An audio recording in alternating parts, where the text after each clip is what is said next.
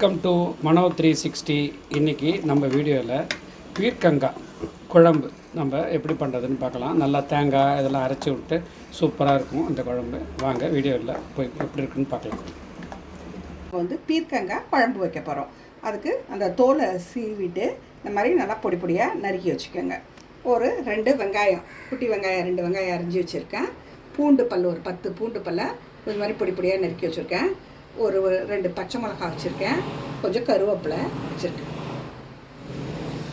அப்புறம் 2 தக்காளியை அடிச்சுட்டு வந்துட போகிறேன். இதுதான் ஒரு வானொலி வச்சுட்டு ஒரு நல்லா எண்ணெய் விட்டுக்கோங்க. கடலை எண்ணெய் விட்டுருக்கேன்.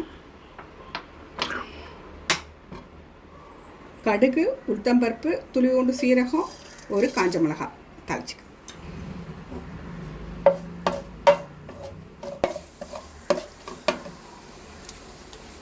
பெருங்காயத்தூள் வெடித்த உடனே பூண்டு பல்ல போட்டுக்கோங்க. கருவேப்பிலை போட்டுக்கலாம். பச்சை மிளகாய் போட்டுக்கலாம்.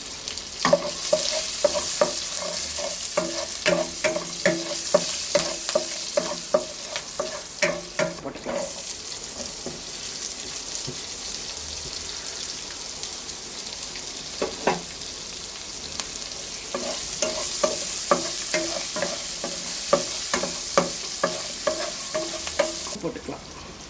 அந்த வெங்காயம் வதங்கும் போதே நல்லா வதக்கி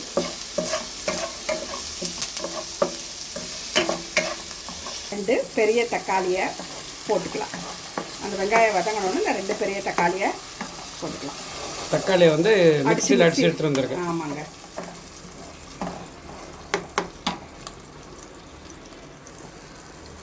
அரை ஸ்பூன் தனியா பவுடர் 1.5 ஸ்பூன் போட்டுக்கோங்க.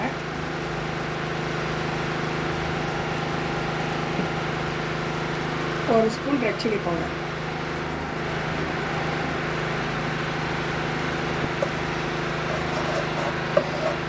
போட்டுக்கலாம். அந்த பச்சை வாசனை போயிடுச்சு.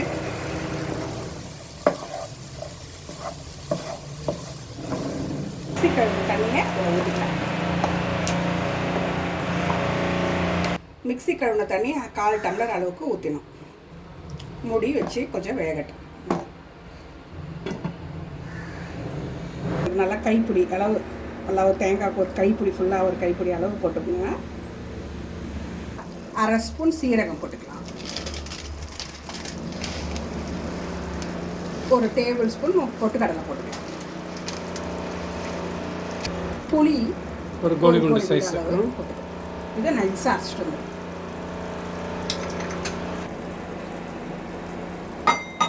பாருங்கள். இப்போ என்ன பண்ணணும், இந்த அரைச்சி வச்சுருக்க விழுதை இதில் ஊற்றிக்கலாம். நல்லா நைஸாக அரைச்சி வச்சுருக்கோம் இல்லையா, இந்த பேஸ்ட்டை அப்படி ஊற்றிக்கலாம்.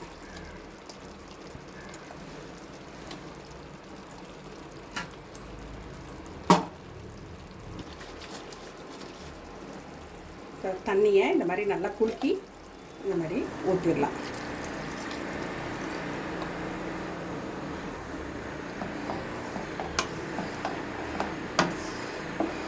உப்பு போட்டோம் இல்லையா, இப்போ ஒரு ஸ்பூன் உப்பு போட்டுக்கலாம். இது சப்பாத்தி, தோசை அது மாதிரியும் தொட்டுக்கலாம். இதுவும் சாதத்துக்கு குழம்பா போட்டுக்கலாம். சூப்பராக இருக்கும். ஈஸியாக சீக்கிரமாக செஞ்சிடலாம். இதை செஞ்சு பாருங்கள்.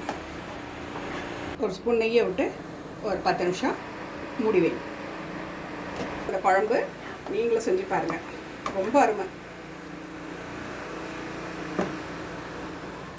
பீர்க்கங்காவை இந்த ஸ்டைலில் செஞ்சு பார்த்தீங்கன்னா ரொம்ப சூப்பராக இருக்கும். இன்னும் செய்யணும்னு உங்களுக்கு தோணும். கருவேப்பிலை கொத்தமல்லி கொஞ்சம் லாஸ்ட்டாக போட்டுற வேண்டியது தான். எண்ணெய் பிரிஞ்சு வந்துருச்சு வருங்க.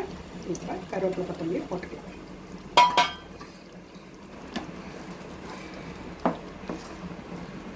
டேஸ்டியான பீர்க்கங்காய் குழம்பு ரெடி. வாங்க சாப்பிடலாம்.